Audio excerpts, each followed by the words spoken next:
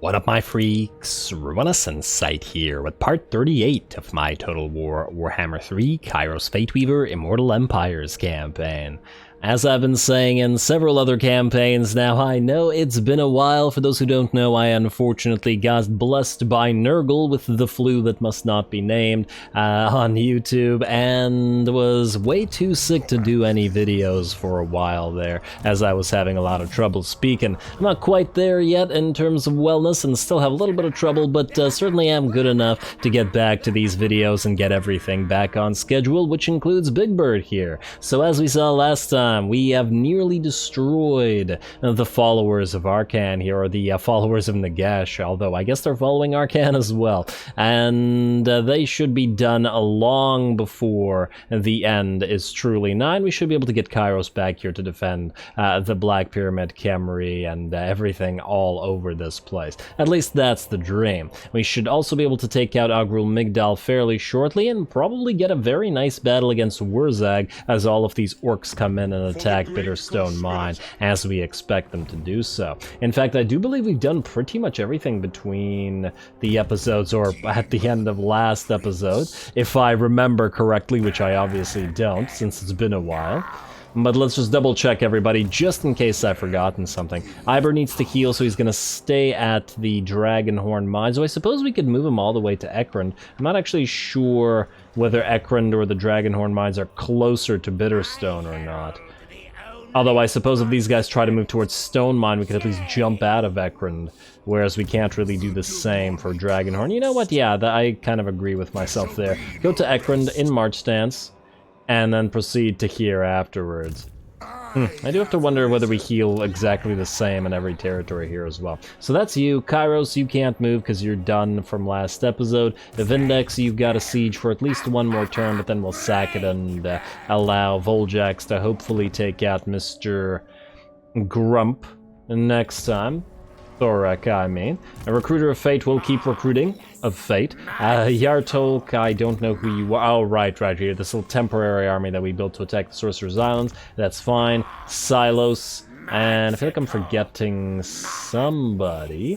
Garrulus, Iber, Vindex, Kronos, Fire. What have you done? You are sieging Tehenowen at Kayaks. I gotta be honest, I have no idea why I did this. Why did I do this? Okay, so here's the problem with this.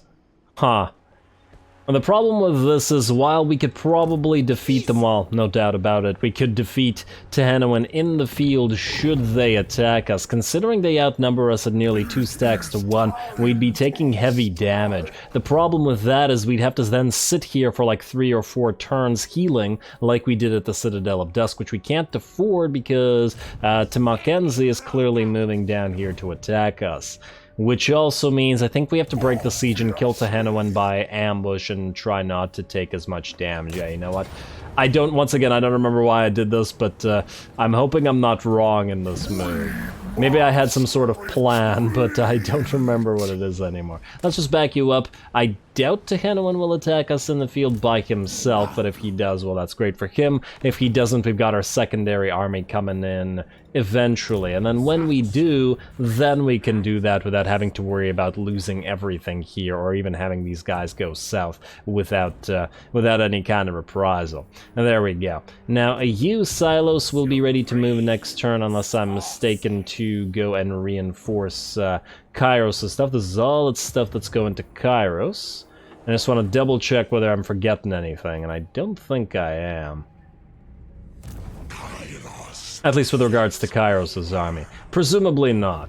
Okay, let's just do any buildings that still need to be done, though I don't imagine there are many. Ooh, Al-Haik, you can get an upgrade already. Infernal Capital, please, or whatever it was. And Southern Badlands, aha, money. And Stormhenge, also money. Well, isn't that lovely? And then let's get you your crystalline walls. Alrighty, Land of the Dead. Qatar and Numas, you are now ready for upgrades. And I guess we will pick Qatar for no particular reason. And then in a couple turns we'll be able to delete these Thaumaturgic Reefs here as well, if I can remember to do so. Xandri, you're going to need a wall here. No doubt about that, since you are a coastal territory, and I believe that's all the cash we've got. Oh, maybe I wanted to attack that thing to get extra money? Perhaps that was my reasoning, I'm not sure. Changing the ways, there's gonna be some growing pains as I get back into whatever the heck I was planning. Reveal Shroud, reveal faction intentions. Cult of SOTEK, our intentions will be lost next turn, so I guess we'll save that for then. And same with the reveal Shrouds. Alright, I guess we'll do those next turn. And I don't think anything else here is all that significant. Alrighty, well with that then, we're going to end the turn, presumably get attacked by a massive force of orcs, and fight that battle cinematically. Let's get to it. Your ally has been attacked. Khorne has been attacked by Khorne. Okay, well that tends to happen. Khorne does like attacking Khorne. It's a thing he does. Okay, that's kind of surprising. I was not expecting that, but that does work out quite well for us. Minus the fact that, presuming that we don't destroy everything in this particular little army, it'll run away and then back to the settlement, which leaves us kind of with the same problem, especially as it'll be the end of this guy's turn in his own territory, which means anything that's not destroyed is gonna heal up. So we just gotta do as much damage as we can. Though killing Daemonhunters is a pretty tall order, and I'm pretty sure he's fairly resistant to damage. 5 ward save, 25 missile resistance, some spell resistance. There's probably better targets for us. How much HP pool does he have also? Ugh, yeah, okay. The blue fires, I mean, Kairos would probably be able to kill him, but fire is probably going to have a little bit of a tougher time. Better targets for you. Alrighty, well, we're clearly going to fight this cinematically. Let's get to it.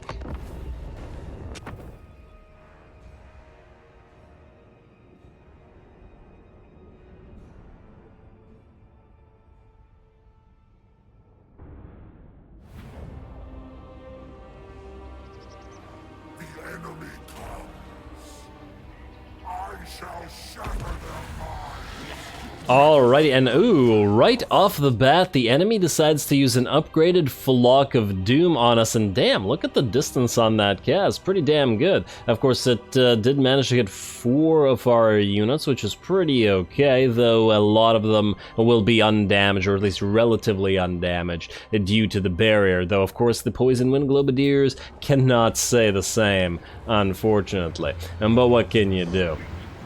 Alrighty, and that's actually going to... That's actually not that bad.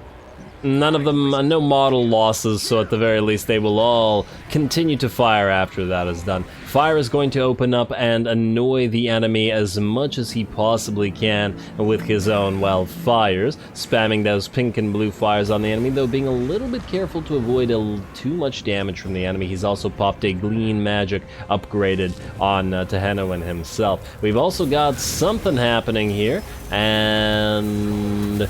what is this? SOTEK'S Poison, okay, dropping down on some of our units, doing a little bit of damage to these Chaos Warriors of Tzeentch with halberds there, moving a little bit forward, and oh, wow, whoa, what the heck is this? Oh, I see. Okay, damn, look at how quickly that unit dropped, about 2 seconds of moving through that effect there. Of whatever that is, basically nearly instantly killed the unit, which is kind of surprising considering that they've got 100 armor on them as well. Okay, so apparently stay the heck out of whatever that is. Damn, that really hurts. SOTEK'S Poison, damage over time, huh? So some kind of ability that applies SOTEK'S Poison, but SOTEK'S Poison, just damage per second 18 to 37, shouldn't have been nearly as much damage.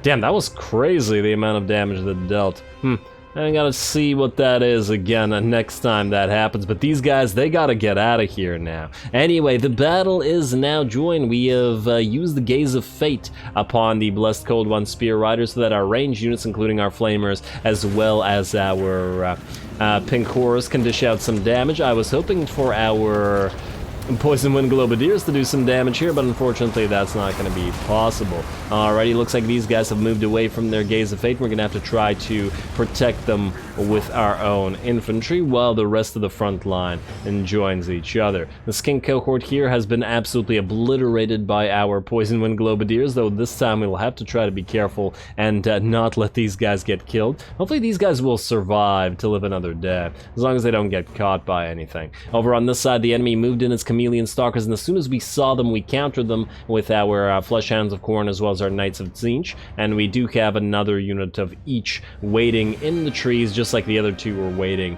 to apply themselves wherever they were needed. We can't actually see these Chameleon Stalkers right now, but once they appear, it will likely be that this is where we want to send our units. We've also used a Firestorm of Tzeentch from fire, and it did a little bit of damage in the middle of the enemy formation, though not nearly as much as we'd like. We've got Burnination and other range units aplenty to still apply other damage. As we can see, Saurus and Chameleon Skinks, or I think that was a Skink cohort, can't quite tell because of the effect. Blessed Chameleon Skinks dropping fairly quickly. Daemonhunters right in the middle of the fray, though, and the balance of power is only very, very, very slightly in our favor, about even. Daemonhunters moving forward together with the Saurus Spears and avoiding the bound Firestorm of Tzeentch ability. Looks like it's anybody's game as yet, though we've both done quite a decent amount of damage to each other with these opening forays, I think. Yeah, it looks like both teams have some very decent, high-damaging abilities on them. The Engine of the Gods on Daemonhunters, of course, and the potential for the Chameleon Stalkers to dish out lots and lots of damage with their precursor weapons as they move in. Gotta be careful of getting Fire killed, because we've gotten him very badly hurt by those guys previously. Alrighty, Burnination's still coming in. Fortunately, the Saurus are quite slow, and we should be able to, but also shall, whittle down their numbers as they move around, especially as they try to deal with our Chaos Warriors. Daemonhunters, however, is going to be a much more difficult proposition. We're going to use another Gaze of Fate on him to try to allow our Poison Wind Globadiers to target him and dish out some damage, though his massive health pool is really going to prevent us from doing all that much. Damn, that's a huge health pool.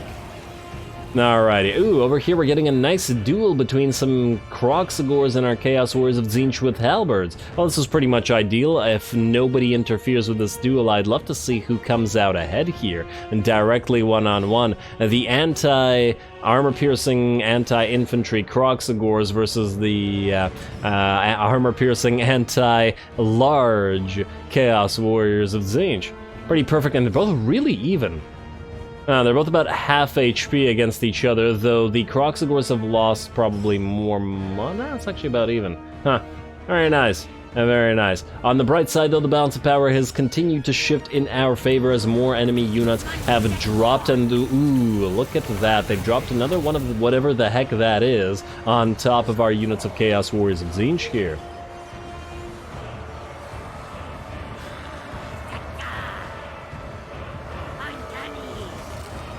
I'm just trying to observe the HP there. Gotta be careful moving through this blob of snakes. Huh, so it doesn't...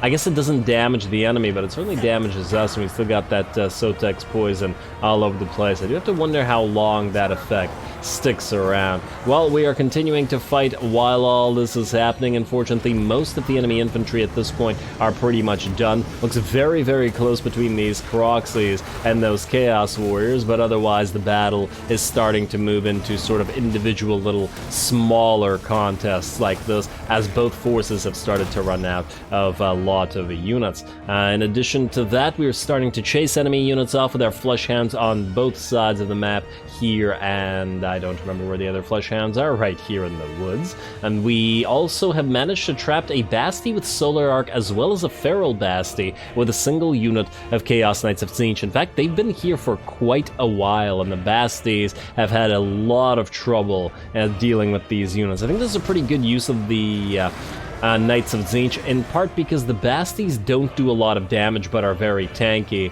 and those units just... two of them being held by one unit of Knights, I think, is very nice. Though we still have to somehow deal with Daemonhunters, who's still at about 65-ish% HP, as well as another Basti that's out here while we take care of the rest of the enemy ranged units. Or melee units, rather. With our ranged units. And oh, it looks like at the end of the day, though, it was very, very close. The Croxes were just barely beaten by our Chaos Warriors of Tzeentch. And very, very nice. That was damn close, though. Gotta be careful there. And over on this side, I think one of the last units remaining is this Blessed Cold One Spear Rider unit, who is still fighting on, though now about to get surrounded by additional units of both our Knights of Tzeentch as well as our remaining infantry. And these guys should then be destroyed fairly swiftly. Alrighty, and they're very tired, though remain confident, I guess because of the anti-large that their spears offer against the Knights of Tzeentch. Alright, Daemonhunters should still be confident, though, as he's still got so damn much HP, and of course the Basties over on this side do as well. And that's pretty much it for the enemy army as well. Though the balance of power is still fairly even, as I guess the game understands how difficult it will be to still continue the destruction of Daemonhunters and co. Alright, you just gotta make sure the rest of the Saurus are destroyed. We're just gonna move away and allow the Flamers to do our work for us. Looks like another one of those, whatever the hex, has dropped in. Oh, wow, look at how many units have dropped on our side. Did we just... Damn. I think that one use of whatever the heck that SOTEK'S poison ability was, in like 5 or 10 seconds, has basically instantly destroyed a full unit of Chaos Knights, instantly destroyed a full unit of Chaos Warriors of Tzeentch, I think crippled another, and instantly destroyed a second unit of Chaos Warriors. What the hell is that spell? And why is it so damn strong? It seems much, much stronger than the Solar Engine effect. Wow. Okay, I gotta double check what the heck that is. I know it's not, it can't be SOTEK'S poison. It applies SOTEK'S poison. SOTEK'S poison is from the Arcs of SOTEK. Yeah, ooh, is it this? Wait, Vortex, SOTEK'S poison. Now that doesn't do as much damage, does it? Or does it? Is it this? Is that what's doing this? Because that's insane. It killed a, I gotta say, above 50% HP unit of Chaos Knights of Tzeentch with 130% armor and 10% spell resistance, but massive amounts of armor, and these guys shouldn't be susceptible to vortexes in the first place. I mean, just look at that. And this is with half the corpses having disappeared at this point. Damn, I'm gonna still see the snakes there. Maybe it is the Arc of SOTEK. Wow, that's pretty impressive. Alright, we definitely gotta watch out for that, and after this battle is over, I gotta take a look at the abilities to see exactly what the heck is going on, because damn. Oh well, now it's just a matter of taking out Daemonhunters, plus I guess these Basties, though I do imagine the battle will be over. At least we can attack these guys with ranged from various directions. Some very lovely shots in this particular battle, though.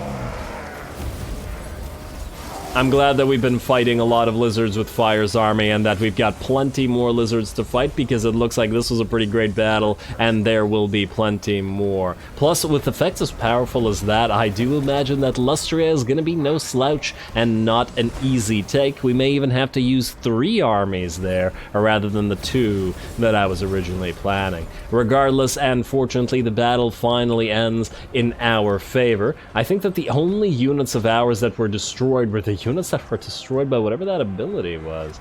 I guess it was that Arc of SOTEK ability. Arc of SOTEK. It can't possibly do that much damage. Arc of SOTEK's used to be kind of garbage back in vanilla. It can't have suddenly gotten that strong. There's no way.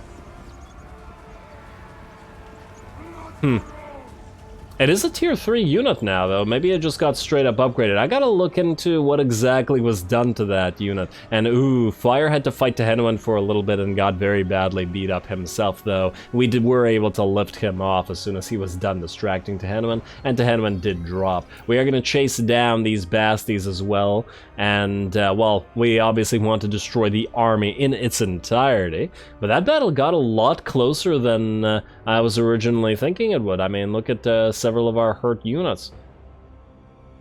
Still got a decent amount of models alive on all of these, so they will heal up fairly nicely, but that affected a number on us. Beware whatever it is, and let's find out.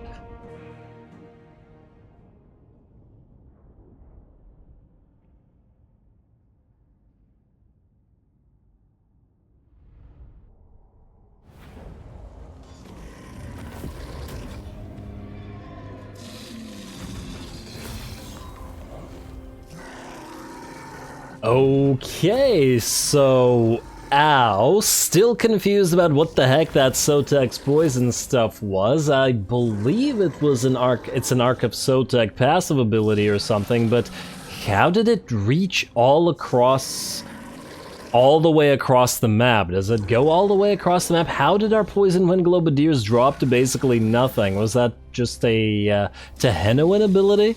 It's been ages since I've played him, so I don't remember anything like that, especially not something that nearly destroyed our Poison Wind Globadiers down to like 10% HP from across the map, and then insta-killed basically the Chaos Knights and the Chaos Warriors, I think with halberds there. It was very strange. Huh. But I believe all those units had that Cult of SOTEK.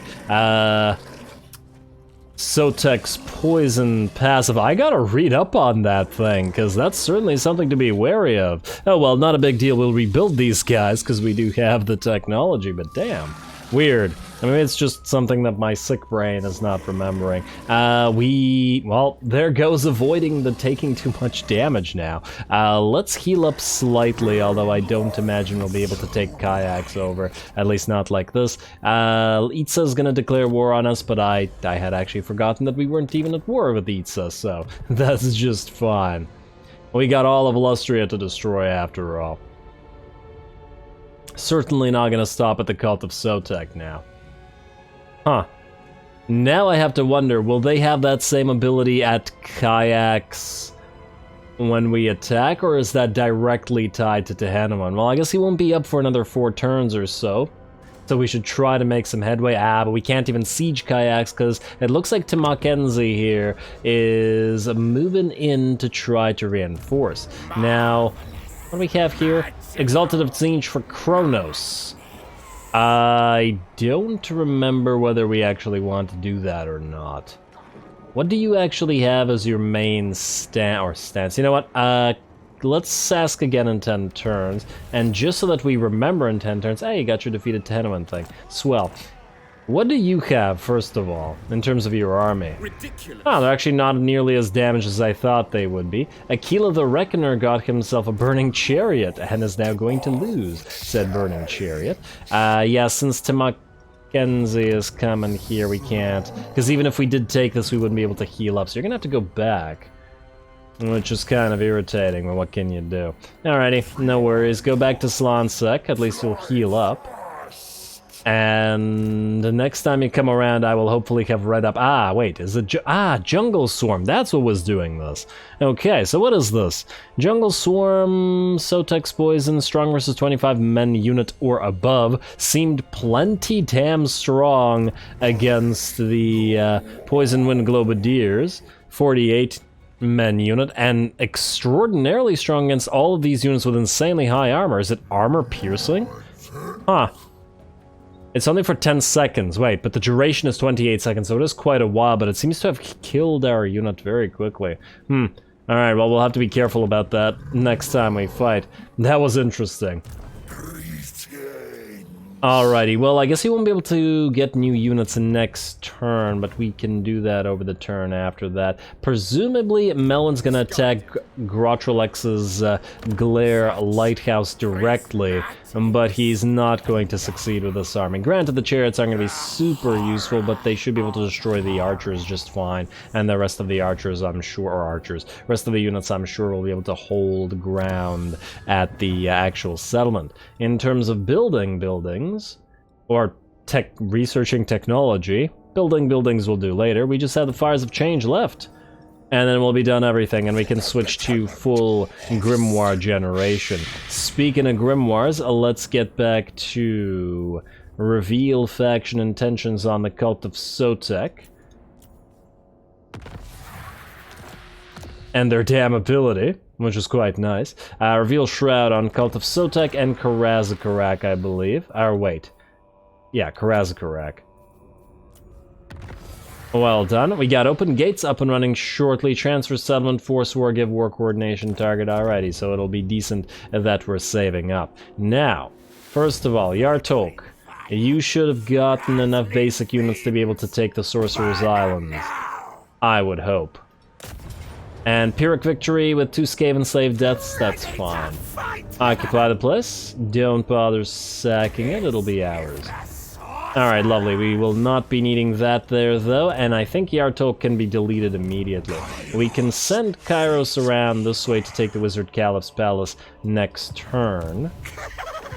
And then, let's see, we'll have 7 turns, so presumably this will be down to 6, 5 at Wizard Caliph's Palace, 4, 3, and then 2, 1. We'll be very, very close to getting to the Black Pyramid. Not quite, but considering we should be able to stop the faction in its tracks and with the use of the changing of the ways, it'll be just fine. Yartolk, you will no longer be needed right now. I assume there's nobody sailing to us, although it's very possible that Itza's gonna sail out here, but it probably won't be Yartolk that defends. Although now I'm kind of disinclined to delete the Chaos Warriors. Maybe we keep him around just for the purpose of potentially defending the shores for a little while. You know what? Stick around. You're gonna cost us a lot of money, but you never know. There may be uses for it. Garrulus, you surprisingly did not get attacked by the Bloody Hands. I was hoping for a massive battle, but I guess we'll be doing that next turn or so. These guys are moving closer. Scarbrand is here. Oh, Scarbrand, you're gonna get yourself killed, man. I really wish I knew who moved first. Because if Scarbrand were to move first, it would be beneficial for us to move right beside these guys and attack together with Scarbrand in a joint mission. I'm also almost rather tempted to even just check out, go back in time, and well, go back in time, as in go back over through the episode and see whether Scarbrand moves first, because it would be lovely to fight a joint mission, wouldn't it? And just for a change of pace, as it were. That will be fun.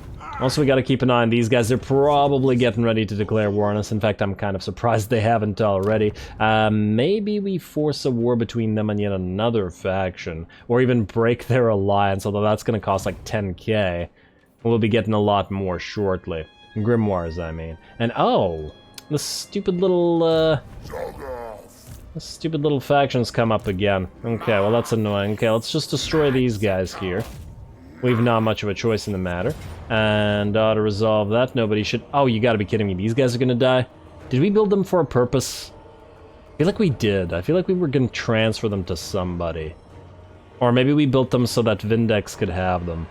I mean, they wouldn't be difficult to rebuild, it's just that, You know what, let's just manually fight this so that we don't lose them. It will probably be able to reduce casualties this way anyway, because we gotta sack the place and then destroy these guys next turn or so. Still, damn that Jungle Swarm ability. I'm very impressed with it. I didn't realize it was that strong. I definitely gotta make sure to keep our units away from each other, so that if one unit gets hit and nearly destroyed by it, and I guess gotta move away from it so that it doesn't do damage as well. Considering the duration at being 28 seconds, I guess it's probably similar to that Tomb Swarm ability that the Tomb Kings have, which is also quite a bit of damage. Do that, and then you go here, start deployment. And oh, are they gonna move towards us, or are they just moving? Kind of hard to tell.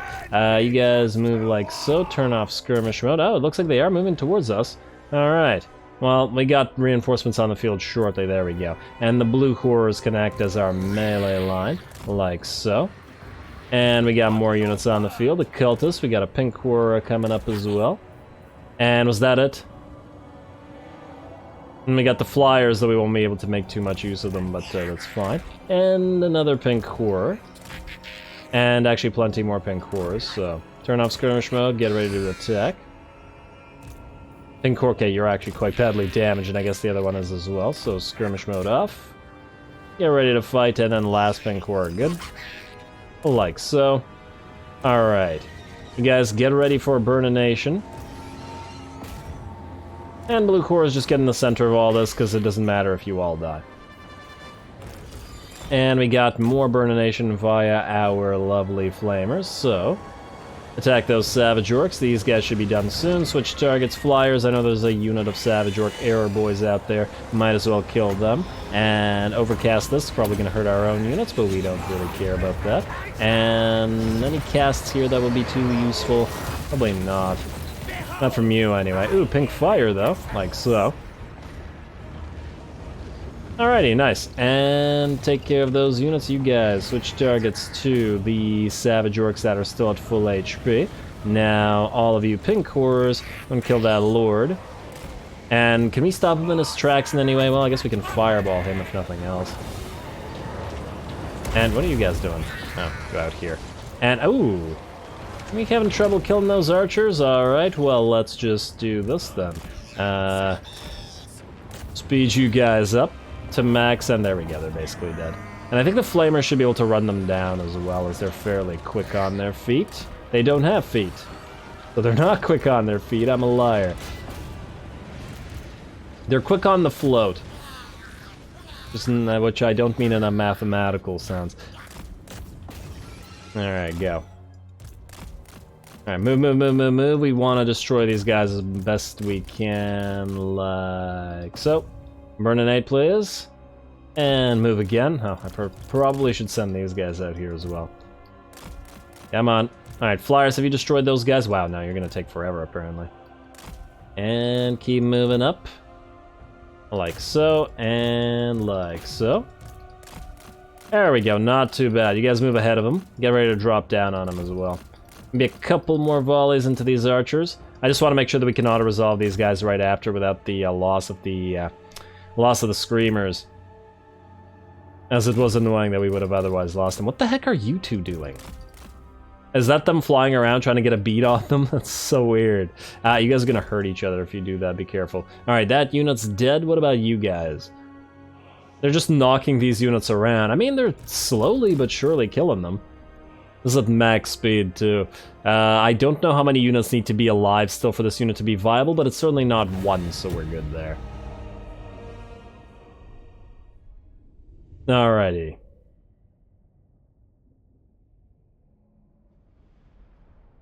Vindex lost a few blue horrors, but that's perfectly fine.